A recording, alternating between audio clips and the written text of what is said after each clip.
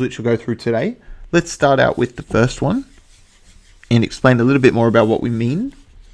So a perfect square is essentially when you have a set of terms within a bracket and it's all to the power of 2.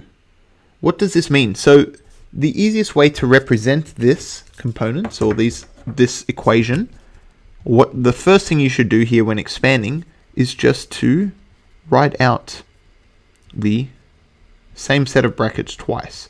In the same way that 2 squared can be represented as 2 times 2, all we've done here is represent our set of brackets in the same way.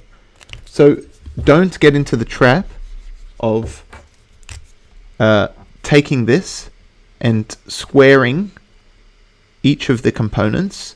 So let's say a plus b is all squared is not equal to a squared plus b squared. So this is important to remember because it is easy to accidentally make this mistake. So instead you need to expand the brackets twice, and then now we can use our regular distributive law to expand this set of brackets.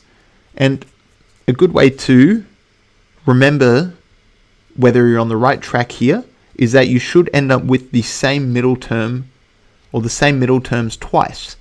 So you'll see what I mean here. So if we multiply using our distributive law, we can draw our lines in to help us know what to multiply. We end up with x squared minus 2x minus 2x plus 4. Plus 4 because we multiply minus 2 by minus 2, and 2 negatives give us positive 4. But you'll see here, as I mentioned, that we end up with minus 2x minus 2x. So that's a good sign that you're on the right track and you haven't made a mistake.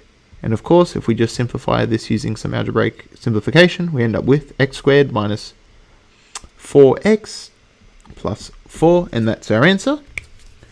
So that's the first one. Let's have a look at another example now. So fairly straightforward, but just something you might need a little bit of practice with. 3x minus 2 all squared. So here 3x minus 2 and 3x minus 2. So here it's going to give us 3x times 3x, 9x squared. 3x times minus 2, minus 6x. Minus 2 times 3x, minus 6x. And we know we've done the right thing here again because we've ended up with the correct middle term twice. Minus 2 times minus 2 plus 4. So it gives us 9x squared minus 12x plus 4. And that's our answer there as well. And let's do one more example. This time